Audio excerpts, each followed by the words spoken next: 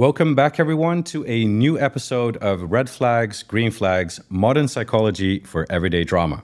In this series, we are talking about modern dating and the hardships and uncertainties many people experience in the dating world, especially when it comes to online dating, finding a long-term partner, or dealing with toxic behaviors. Now, the aim of this series is to help listeners better understand what people are actually experiencing, thinking, and believing. Not to judge what is wrong or what is right, but more to gain perspectives to our modern dating world. And by using a psychological lens to interpret these experiences, we can gain better insights on how best to navigate the complexities of modern romance, in which sometimes love is best expressed as an emoji. One thing that is undeniable about today's dating world is people's growing unhappiness with how they are being treated by others.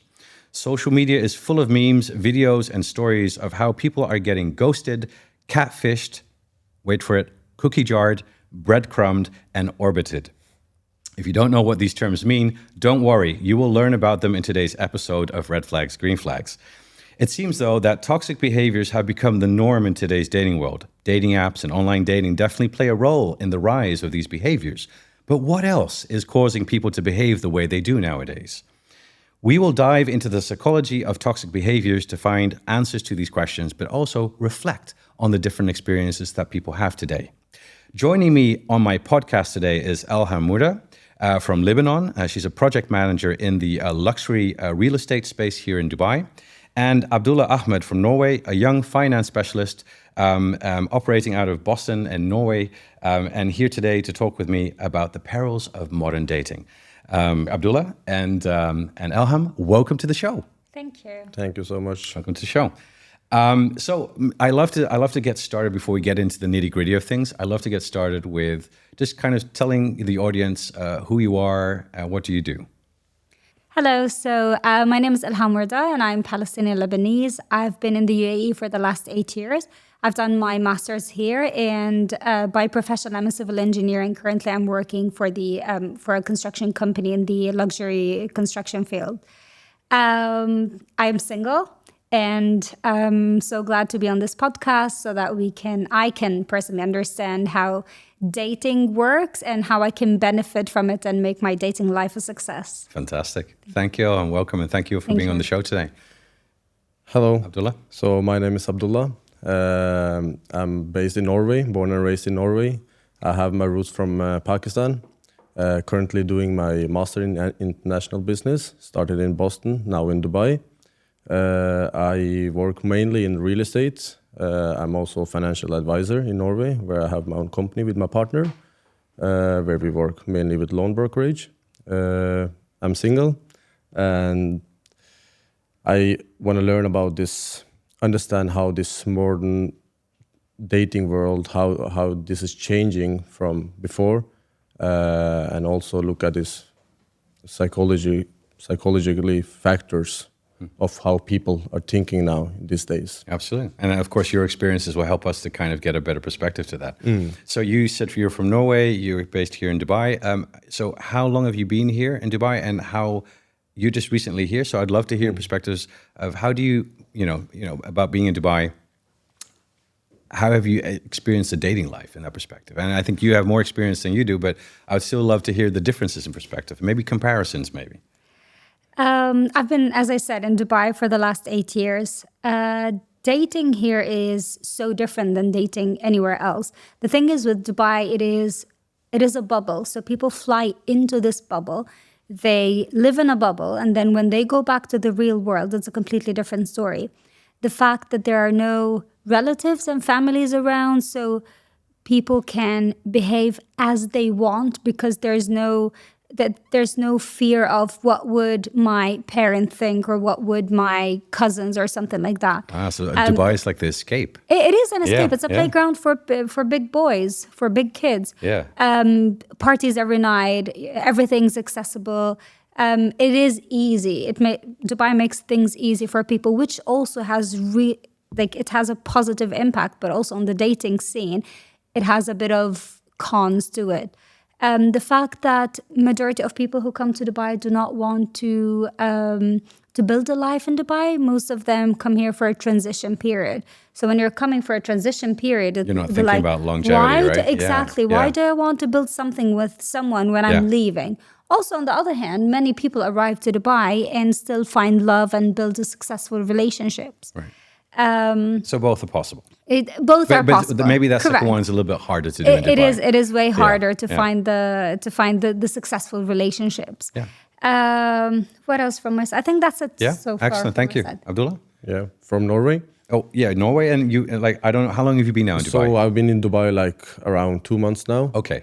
So not that much experience. Fresh mind, off the right? boat. The same as you. You know, Abdullah, what they say in Dubai here, it's either you find someone who just arrived and you snap him off the market because he hasn't been contaminated. No joke. Before you get contaminated. Exactly. Yeah. Or someone who's been here for so long and he's just done it all and he's just done with everything that he's actually searching for someone. Yeah. So you're a good catch so far. I give you 4 months from now. Oh, I see something happening here in my podcast. We haven't even started yet. Abdullah, go ahead. But I've only been here 2 months. So I don't have that kind of experience here. Mostly my experience is from Norway. Where we have this normal dating apps and things are more normalized. There's not Dubai. I agree with you on that. That people come to Dubai for a short period of time, and they just want to have fun. To be honest, some of them even stay here, but they just get used to this lifestyle. This, as you said, partying, and you see all this money talks here, and it affects people's mindset. So you come here maybe with a good mindset, but it changed when you see this people's lifestyle. Wherever you go, you see this beautiful people well dressed. So it changed your mindset. Perspective. No, I think that's an interesting perspective. I've always said, look, I've been here in Dubai for many years already, and so what I've seen so far is that there's like a curve. So there's like a curve that goes up, like it's like the honeymoon phase. And then the first 2 years, people do change to what you're saying. Like, not everyone, but people who are susceptible to it. And then they get into this kind of phase, and I always ask, how long have you been here? And like, in my second year. And I'm like, okay, I know who I'm dealing with. But after the second or third year, then they've gone off that, high hill cliff, and they kind of put their feet back on the ground. And then those people who stay here 4, 5, 6, 7 years, those are the ones that have leveled themselves. They understand what Dubai really is, and they've gotten over the fantasy, and they look at more of a real place to live. So you mean like they go back to reality?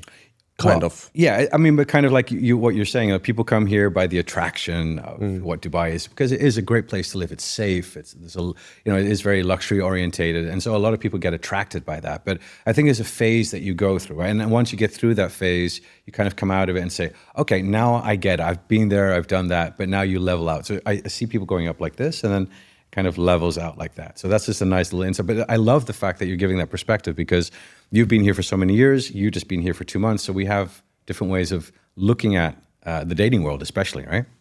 Excellent.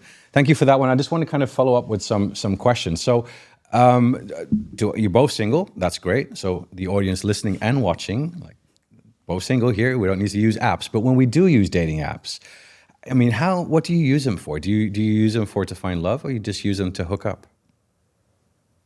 Can I go first? Yes, please do. Ladies first. So from my own perspective, I am not into hookups and one-night stands and all of that. So whenever I use the app, I make sure that my bio in the app says what I'm searching for. And I get so many people that are looking for hookups and they still want to match and they still want to chat. And I'd be like, but this is not what I want. So don't waste my time. From the start, cut it short and move forward.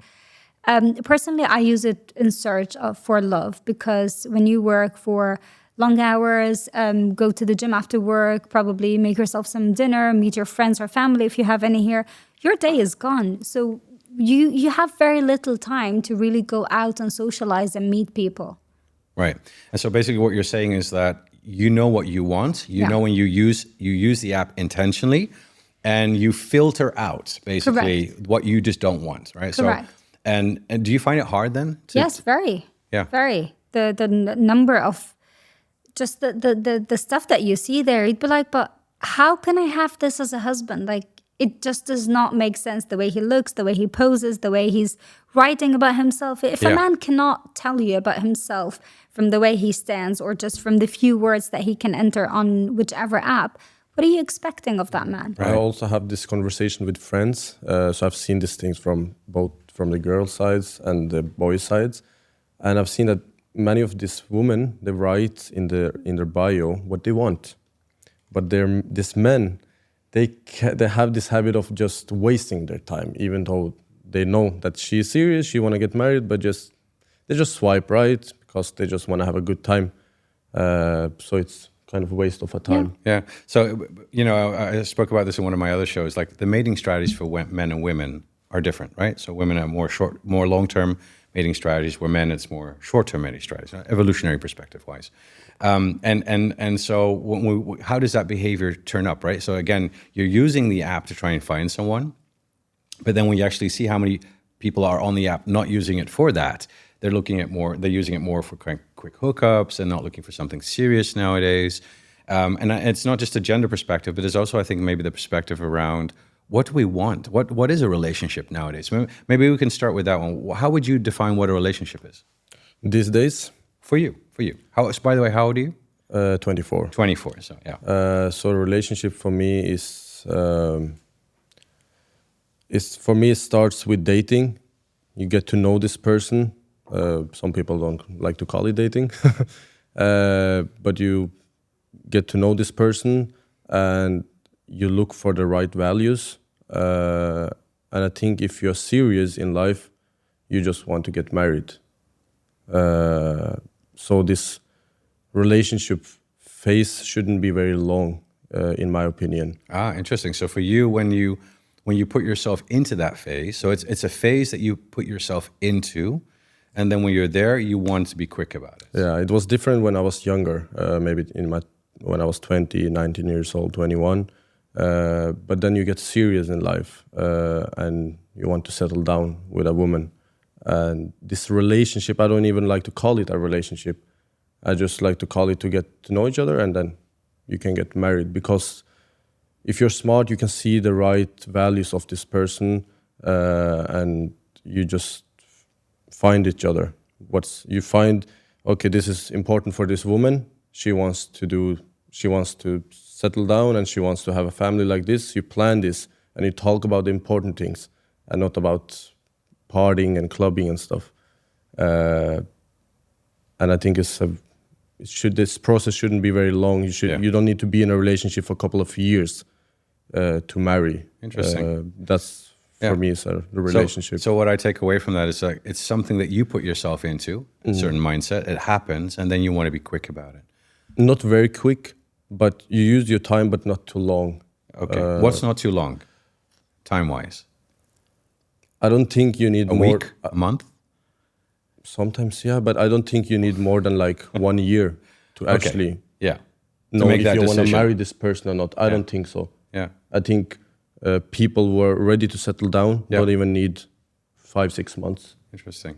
Yeah. Elham, what's your definition of relationships, and how would you respond to that? A relationship is having a partner where you have the same goals for the future, same perspectives to an extent, because you cannot be with someone who's 100% similar to you. You and your own sister are born from the same womb and you're completely different. Right. But at least someone who has the same perspective on life, someone who has the same values, as Abdullah said, someone who has the same goals as you are, someone who respects you as a person and has at least the basic values that you have. That person being with you together is a relationship. Does this mean that relationship is marriage, companionship, situationship, however people want to define it? Correct. And for the time frame that Abdullah was talking about, I genuinely cannot say there's a specific time frame for relationships. My grandparents have met for less than 2 months and they've been married for 60 years. Other people have been together, and I know of close friends that have been together in relationships for 5 and 6 years. They got married and got divorced after 2 years. So there's no time frame. It's just when you feel, when everything fits together. It's like a puzzle. Exactly. Yeah. When everything fits together, it just happens. Interesting. So would you say that before For you, that's what you're mainly looking for. Yes. Was when you were his age, when you were 24, was that the case as well? Thing is, that's where your culture plays and comes in perspective. Where I'm from, we don't really date for fun. You date to find a prospective husband and end up married and start a family. So even when I was that age, I wasn't into just dating for the sake of dating. Any guy that you look at him and you think, can I introduce him to my mom? Right. Will he be a good father? And that's how you think about men. Again, this is culturally. Right. I know from my European one question friends. for you. This process of knowing this guy, even it doesn't matter if you're 24, 34, 40 or 50, but knowing this guy until marriage, that is kind of for me is a relationship, right? You start from there. You don't mean it's a time frame there, right? I wouldn't put a time frame on it. Well, the thing is, from my perspective again, if I am meeting someone and I know that this could build and end up in something, I wouldn't want, especially at my age, that's where your biological clock starts ticking. So do I want to spend more than a year getting to know that person? If within a year time he couldn't tell that I could be his life partner, then what's the use of this? He wouldn't know in 2 years' time. He wouldn't know in 10. So it is kind of just put a little time frame on it for the sake of my age. I think when I was younger, around 24, I wouldn't have thought about the time frame as much. But at this stage, yes, of course, time is crucial. Crucial. Yeah. But you don't look back and say, "Oh, I wasted time," or you had regrets or anything like that. You learn from everything that you've been through, and whatever regrets you probably have. The person that you are today is a result of everything that you've been through before. Right. So no, I don't regret it. And I love that framing. Yeah. I really love that framing, Elham, because a lot of people that I've spoken to, and some of my clients, 37, 38, and they're like, I'm so successful, I've got everything, but I just regret that I didn't spend time building a relationship. I would have had a family now, and if I had married X, Y, and Z, this would be so different. And I say, don't beat yourself up. You are so successful. Look at where you are today.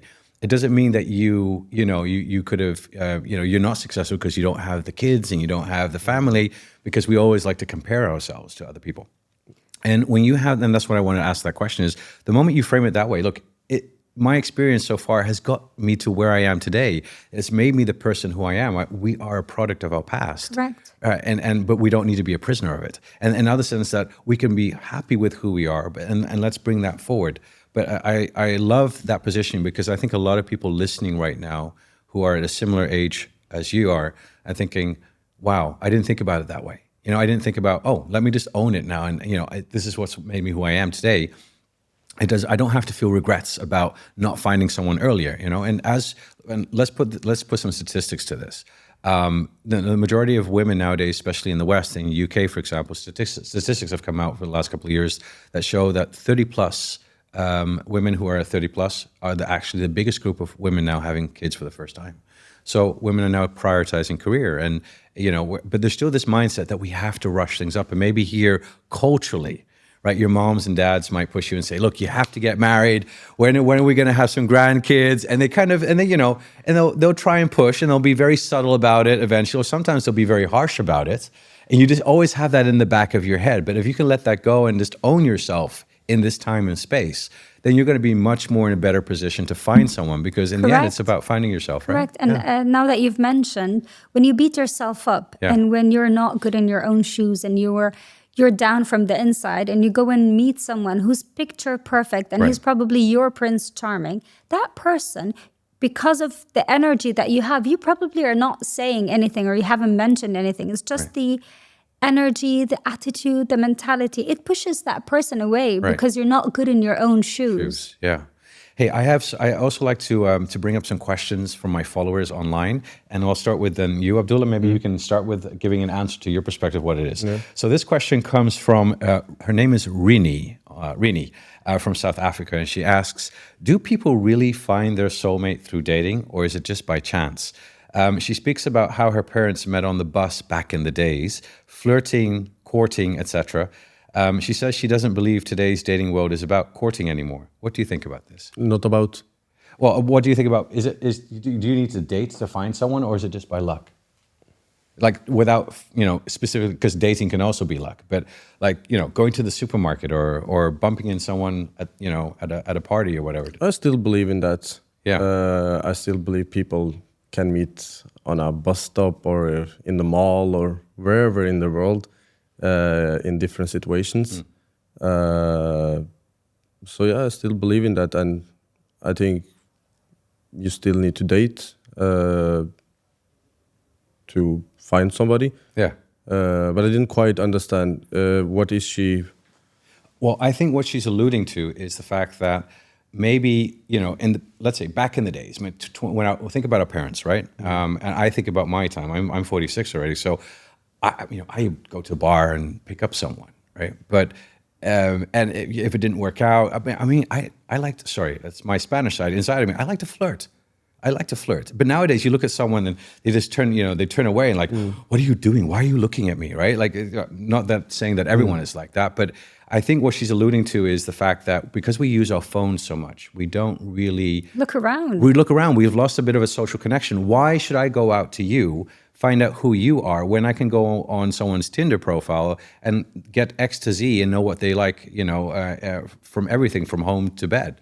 So I think that's what she's saying. Like, do you really find someone, true soulmates and love, by going on dating sites? Because I think she's also saying, like, I've given up on them. Okay. Or do you actually really find your soulmate by chance? It's both. Even online, it's by chance. Do you know Yeah. how many men are on social dating apps? Yeah. There's a ton of them.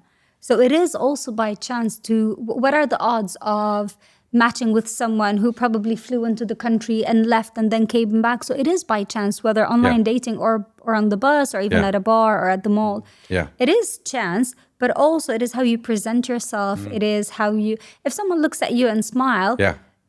just don't frown, just smile back. No one's losing anything. Just be nice, be your authentic self, and that will attract. Being your authentic self will attract what you deserve. But let's pretend that let's say I'm in a bar, Yeah. taking some drinks, I'm alone, and I see this beautiful girl who I'm attracted to, and I want to approach her. Do you think I'm going to approach her, and I did it, but do you think that if I seen the same girl on social media, I went through her Instagram, I would approach her? Do you think it's a difference there? Oh, but no, I think, look, for example. Because you have this social media where it's very easy to find people. Yeah.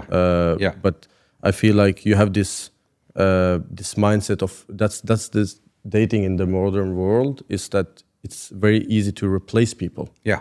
That's what's happening. That you talk with someone and you are vibing and you have a very good time. Yeah. But you feel like it's very easy to replace this person. Because you're always looking for something better. Right. But when you approach someone, it's a little bit different. I don't feel you have that kind of mindset. Because on social media, you just scroll and you see a person and you're like, okay. So this is a very interesting conversation, because now you're saying that when you meet people in the real world, like in a bar, it doesn't have to be a bar, because a bar you can almost expect to meet another person, but in a supermarket or, at the bus stop or wherever, that you go up to someone and say, hey, how you doing? And then because you and a lot of us might feel very fearful to do that, because it's a hard thing to do, right? And also rejection is part of the game as well.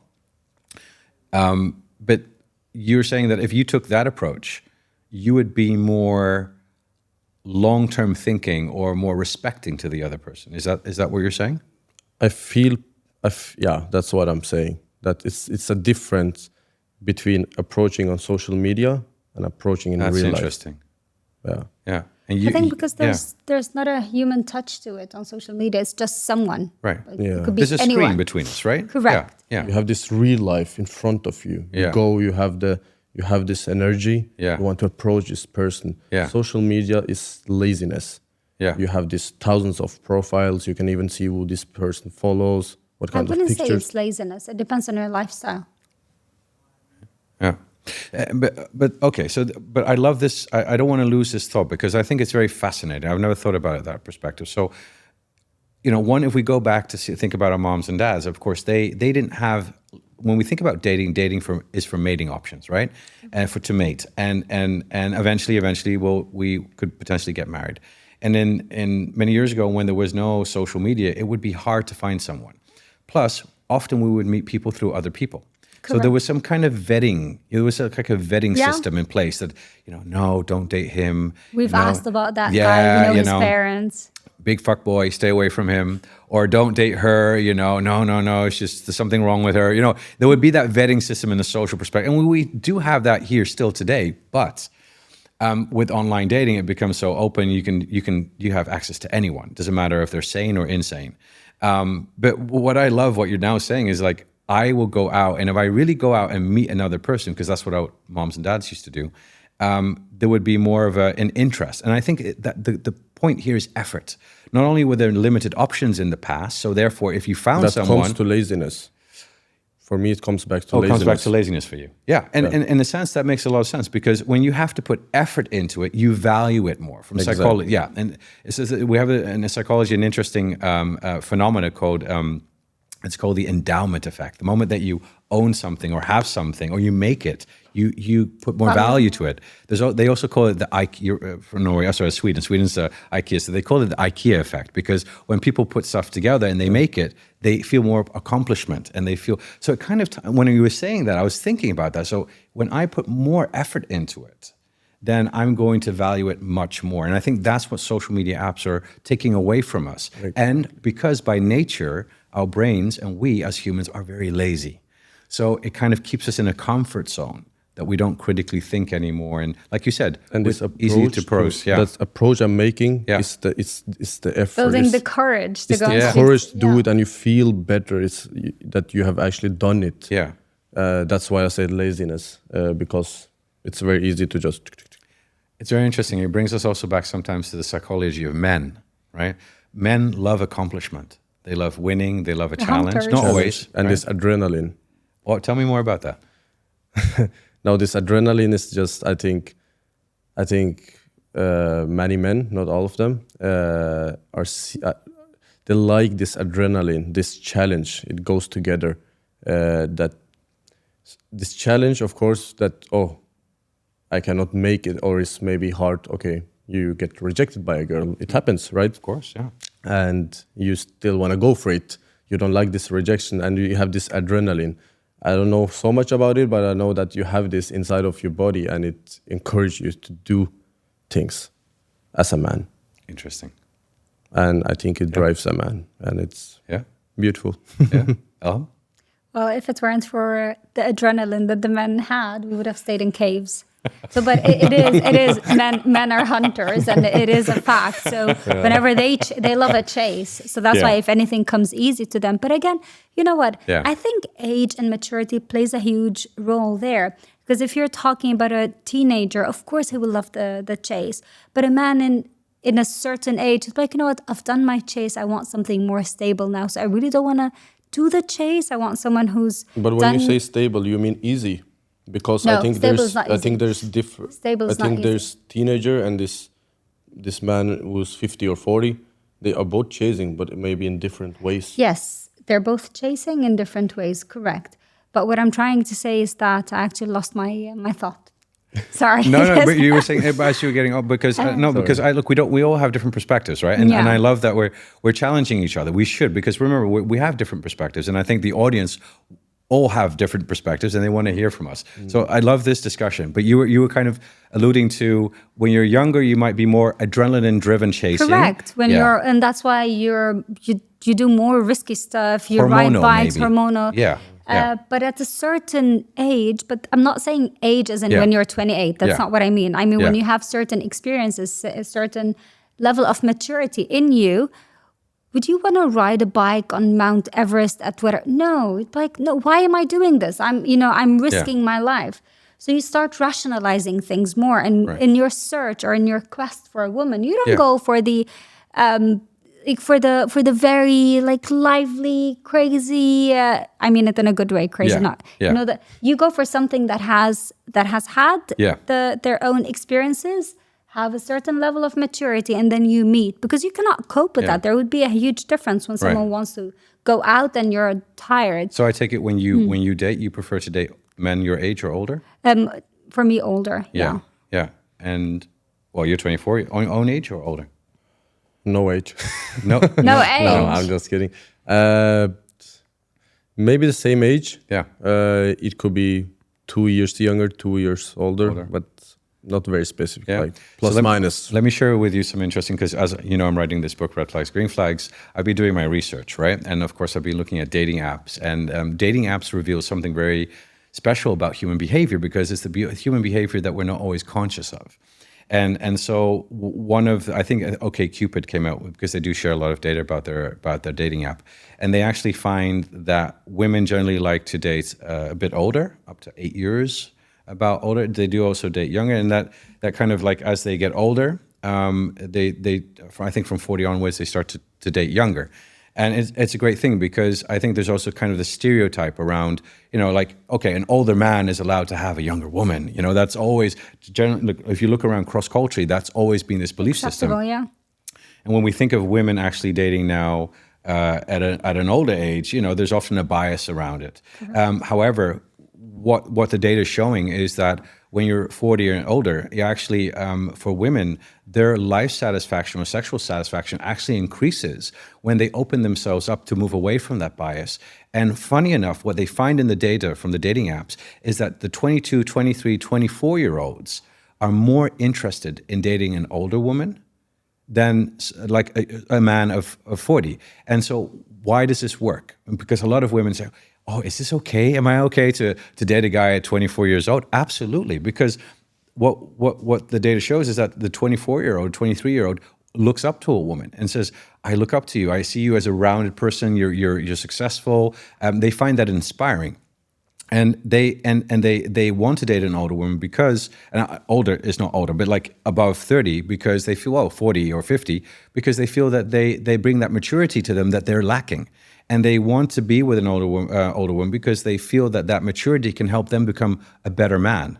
What's very interesting, they're also more willing to do their best because they know, I'm younger, so I need to show up more. Yeah. And so for a woman in her 40s, she takes a lot of pride from that, because now she, maybe if you're living in a very, traditional gender role mindset, you say, I want to be the provider now. I want to be the one making the decisions. And in that space, it's allowed. So you can change those traditional gender roles around by being more assertive and taking on that role. And a younger man would like to have that. So it's very interesting from that perspective. But as men, and this is what the data shows, as men, as they get older, younger women find them more attractive, and they also want to date younger women in that perspective. And I think the sweet spot age was 23 or 24, according to their data. So they show who is matching with who. And that's really interesting, because when we think about human behavior, we can only base on what we say with each other. But when we look at the data brings up some interesting data as insights about human behavior, especially around dating. I can agree with you on the thing you said about when I'm 24 and I've had this experience, a personal experience of dating a woman she was around 30 years old, I think.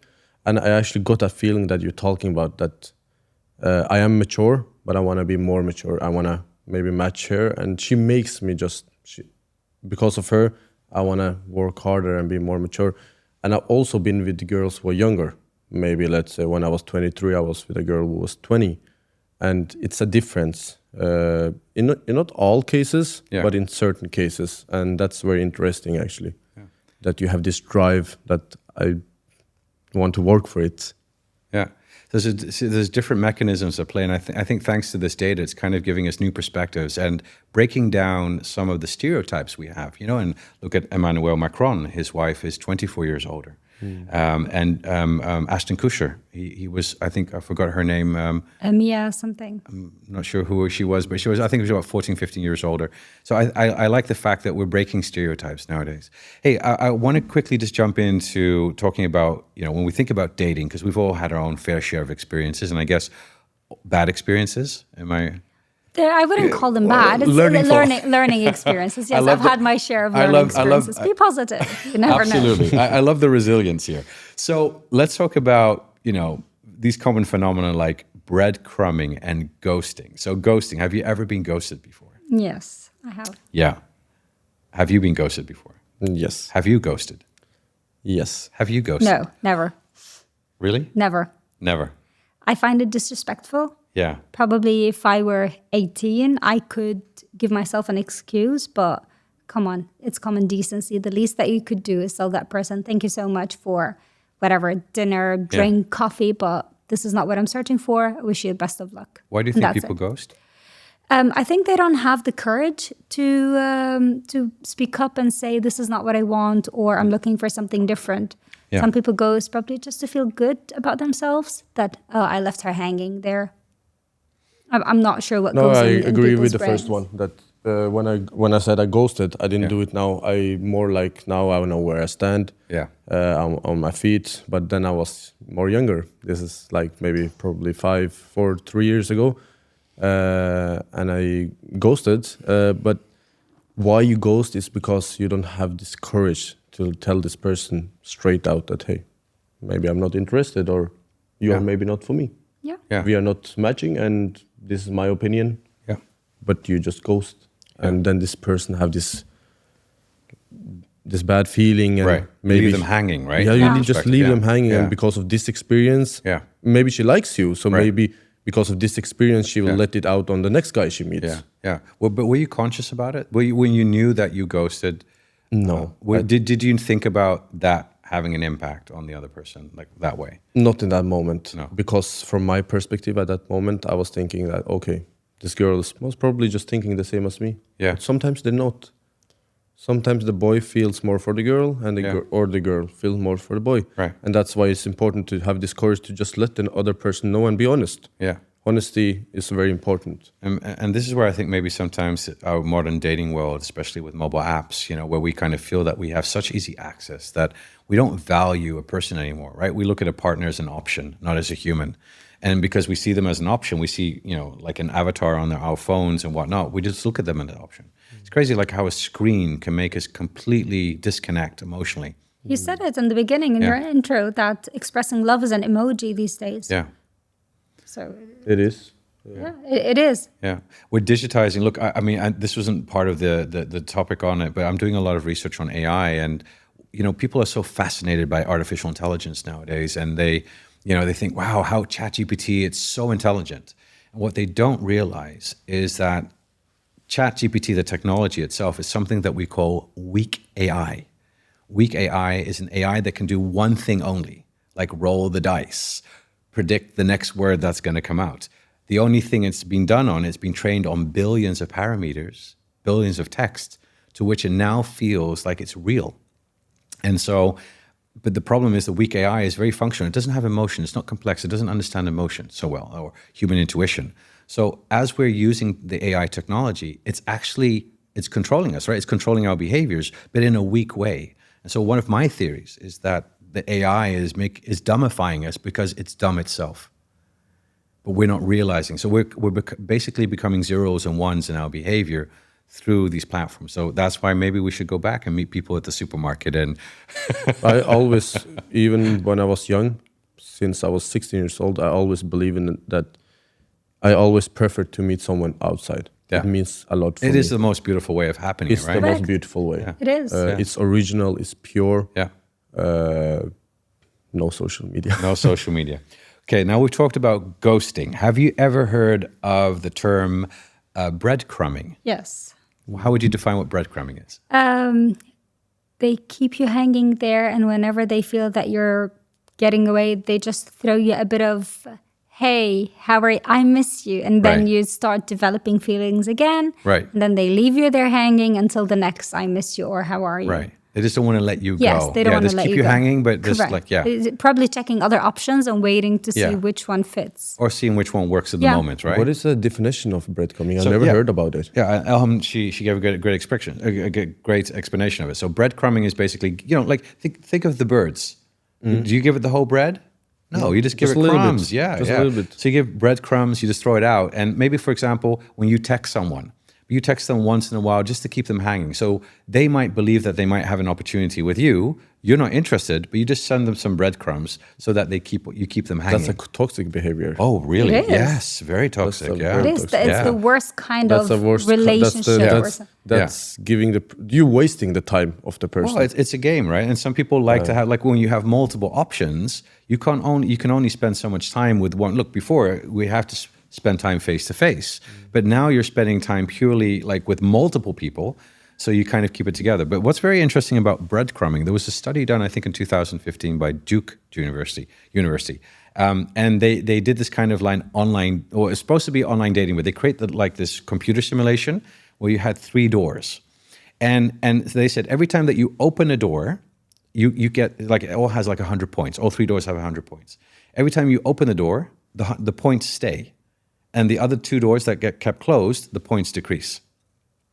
So it's supposed to represent online dating. You have multiple options. Is it a good thing, yes or no?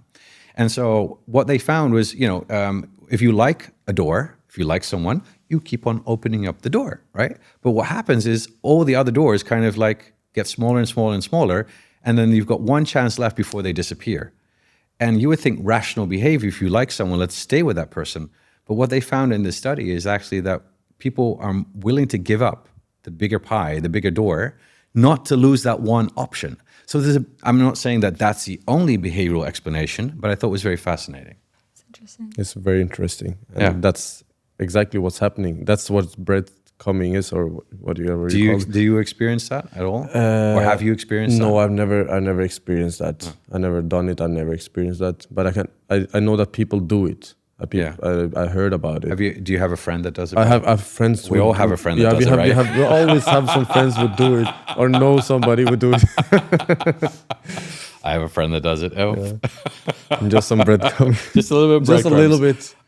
Okay. Maybe 3 days later, just a little bit more. Just more, yeah. Or a week later, yeah. I've done a lot of reels on it and TikToks, and it's blown up because people can really recognize it. It seems like to be a very norm, right? It becomes a norm in today's dating world. Okay, so that's breadcrumbing. Here comes the next one. Cookie jarring. I don't know what that is. I don't know. I think a lot of people don't know what cookie jarring means. Okay, so cookie jarring, like think about a cookie, right? You put it into a jar and you keep it there. Yeah, just imagine that. Can you imagine that? Yeah. So the cookie's there. I love cookies. We love sweetness, right? So the cookie's there, and then we take it out, and then we eat the cookie, and then we, put it back. So the idea behind cookie jarring is that you date people, but you don't get them involved in your life. Like you don't allow them to come close to your friends. You might only date them at your place. You don't go for dinners outside. And then eventually, like, you can be dating the whole time and thinking, hey, why are we not meeting outside? Why are we not doing more than just that? And maybe the other person has a relationship, or doesn't talk about you on their socials, etc. And maybe he's married. Maybe he's married, yeah, correct. Or maybe she's married as well. Married, not only he, right? So it's could go both ways. Yeah. So have you experienced this, and do you see this at all? Cookie jarring? I can't say I've seen it personally. No. And I haven't experienced it. No. Abdullah, I think I've experienced it. Yeah. So you date for a certain time, but you don't go forward with a relationship. You just keep it at the same level, right? And you don't include friends. You don't. You keep them away from that. Yeah. It could be for many reasons. It wasn't for a long time, but I have experienced it. Why it's like that?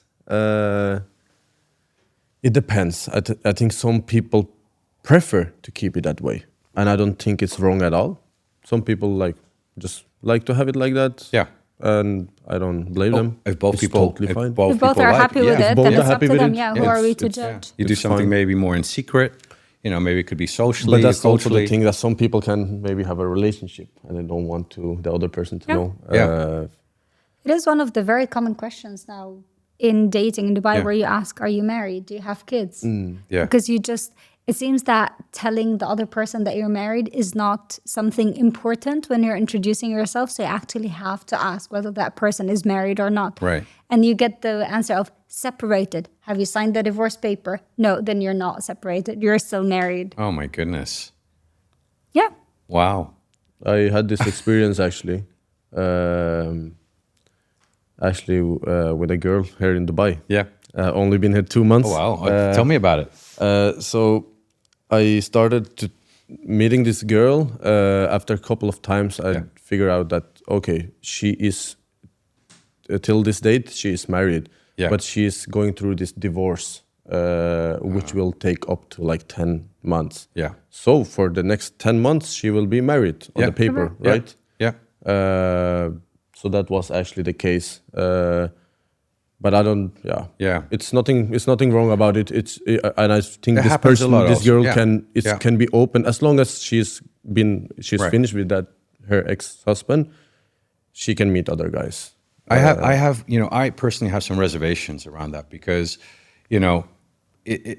why do people search for another person? It's like you become the replacement, like the rebound sometimes. And I've seen with a lot of relationships that, people get very unhappy. And I always give the advice because I can see how infatuated they are. They're in love and they come to me and, this person, he just broke up with his wife and they're still in the divorce stage and I really love this guy. And, and then my advice often in that case is take your time, because you don't know if you're the rebound. Let's see how he or she feels about you once it's official. Because there's a big difference between you being married and wanting an escape versus I'm escaped and now me being with you. And my advice there is once the divorce papers are signed, give it 6 months. Correct. So during this divorce period, you can have fun, do whatever you want, but don't really start. I mean, that again is my advice: is give it once everything is official, then and go into like officially meeting that person because they might feel very different about you once those ties have been cut. And then if you give it another 6 months, and after 6 months it's still booming and it's everything, go for it. Absolutely. No, I totally agree. Everyone needs some time after a breakup to work on themselves, to heal. Yeah. Because it's not fair to come into a relationship and bring baggage with you. You Right. need to deal with your own things or own feelings. You need time to reflect. Then enter the relationship because you don't want to repeat the same issues. Yeah. And from inside also there are feelings involved that Right. need to heal. Yeah. Hey, we've got 10 minutes left, so I just want to quickly jump into final thoughts. Final thought on what do you feel about cheating? Completely unacceptable. Completely unacceptable? Same. Yeah. But do people cheat? Do people cheat a lot? People cheat all the time. Yeah. It's a lot of cheating, both from men and women. I have my opinions about it. Yeah. It's not for like I feel everybody cheats these days. People cheat, and I don't like it. It's not acceptable. But I also feel that I'm not saying cheating is acceptable, but I think women and men cheat in different ways. Right. Men cheat, not always. Yeah. But mostly I've seen that men cheat, and I heard that men cheat without feelings. And women, when they cheat with feelings. That's an interesting perspective. And that is very interesting. Yeah, I've done my research on that as well, and it seems that men cheat more physically, but guess what? They hate when their partner cheats physically. Women cheat more emotionally, but they hate when their partner cheats more emotionally. And according to the research, often I get this question, how many men, so both men and women cheat. So when it comes to physical cheating, it seems, hold your horses on this one, 1 out of 5 in long-term relationships and marriages, 1 out of 5, so 20%, according to various sources. But we won't go into that. That's for a different show. But I just wanted to kind of, in light of time, I just kind of want to go through a fire round with you. And I'm going to ask you one or the other, and then I'm going to ask you very quickly what are 2 red flags and green flags in relationships, and then we'll close it up for there. Okay, quick questions. Give me your quick answers. Cardi B or Nicki Minaj? Neither. If you could choose one. I'm not a fan, so neither. I'm not even a fan, but let's choose one. Just choose one. I'll take Cardi B. Cardi B, yeah? Yeah, and what about you? I would do the same. Okay. I won't ask why. Okay, but so and just going with the social norm here, the conformity at this perspective. Good. Cardi B, right? I like Cardi B, but I prefer Nicki Minaj. Just like her videos. I don't want to ask why. No. I just like her videos. I don't think I've seen a video clip. Yeah. They're both fun. The movie American Pie or Mean Girls? Mean Girls. Mean Girls, yeah, for you? American Pie. Why Mean Girls? Because I was not allowed to watch American Pie growing up. So And why American Pie? Because I haven't watched Mean Girls.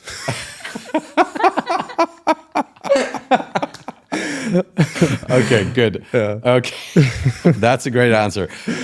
Hopeless romance or single forever? That's a very quiet moment. Ladies first. oh, thank you. I'd take single forever. Single forever? Yeah. Why? I mean, why sleep on your pillow every night with a heartache? I can be by myself and save myself the heartache. That's an interesting topic, and we're going to talk about in our next episode why people prefer to be single nowadays and not get into relationships. Thank you for that one. What about you, Abdullah? Hopeless romance or single forever? Yeah. I think I will go with hopeless romance. You still believe in romance and Yeah, I do.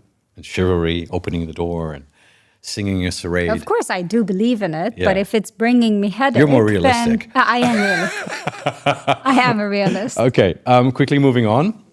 Mommy or daddy issues?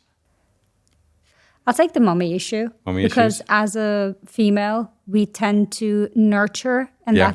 that's my way of loving. I nurture my partner. Yeah. So I'll take that. It's easier Yeah. than daddy issues because otherwise he has a really big shoe to fill all of his life. So I'll take the mommy issue. Mommy issues? So when you ask this question, you mean For you? for me? Yeah. Putting you on the spot. Yeah. I don't know. Which Maybe one? mommy issues. Mommy issues? Okay. And then final one, and then we'll go to the red flags. Snapchat or Telegram? Snapchat. Snapchat, what's your Snap score? Around, I think, 100,000. But That's a red flag. But no, but that's not that much because I'm joking. but we only use Snapchat in Norway or Instagram. Okay. We don't use this Yeah. Telegram and that much. Maybe now Yeah. in this Yeah. this new generation, but I've always used Snapchat. So Yeah. I've had Snapchat for like 8 years, and 100,000, that's not that much. Yeah, I checked mine today before I was going to ask this question. Mine's 5,000 only. Okay. So yeah, it's not that bad. And I use it only purely for research purposes, of course. Okay. Because pictures course. disappear and whatnot. Okay, for you, Snapchat. or I don't Telegram? have Snapchat and I've never used Telegram, so I'd take Telegram. Telegram. Yeah. Excellent. So final question: 2 red flags in dating, or two green flags in dating? That you Red flags for me would be a person who comes from a broken family Yeah. and no ambition in life, I'd say. No ambition in life. Yeah. And 2 green flags. Green flags, someone who's genuinely nice just because he is nice, and someone who's good in his own shoes, someone who's confident as he is, and he doesn't need to put anything on to pretend being someone else. Being his authentic self. Correct, being authentic Yeah. self. Yeah. You know what you get from Right. these people. And when you said broken family, do you Yeah. mean like just single mom or single dad, or what do you mean? You always see it that people who come from broken families, divorced, being raised with a single mom or single Yeah. dad, or just having issues, childhood traumas, Right. and they don't treat themselves, they don't work on themselves. So people You haven't done see- the work. Yeah, correct. People haven't done the okay. work, and majority of people that I have seen have Yeah. not done the work. Okay, that's So the a really second- important nuance. Correct. Though. Yeah. Correct. Yeah. Because Excellent. you feel it in every way of the relationship. You Right. see it, you feel it, you breathe it, and you're like, are you okay to deal with it or not? Okay, thank you for that one, You're Elham. welcome. Abdullah. Red flags can be not intelligent. And the second red flag is a woman who is not able to adjust to the environment and to the circumstances. You say that with a very deep tone. What do you it mean exactly? Because I was thinking, I was choosing my words wisely. Wisely, yeah. It's important, right? Yeah. And the green flags is caring, a caring woman, Yeah. and a family person. Family person. Family person. Yeah. And when we said intelligence, how could you? What do you specifically look for intelligence? It's not specific. Yeah. It's just being intelligent. Yeah. In different moments, when you have a hard time, when you have a good time, even so when like you're out in the emotional supermarket, intelligence. just being intelligent. Yeah. Yeah. Okay. Fantastic. Abdullah, Elham, thank you so much for being on the show today. Absolute pleasure to have you here, where we talked about just relationships in general, about our experiences. We focused on, some of the toxic behaviors like ghosting and breadcrumbing, and we didn't even get to orbiting, but that's, we'll talk about that some other time. But I very much enjoyed listening to both of your perspectives, because you both brought in 2 different worldviews about the dating world. And I love that. And I love that you challenged each other on this. And I hope you enjoyed this podcast as well. It was lovely. Thank you so much for inviting us.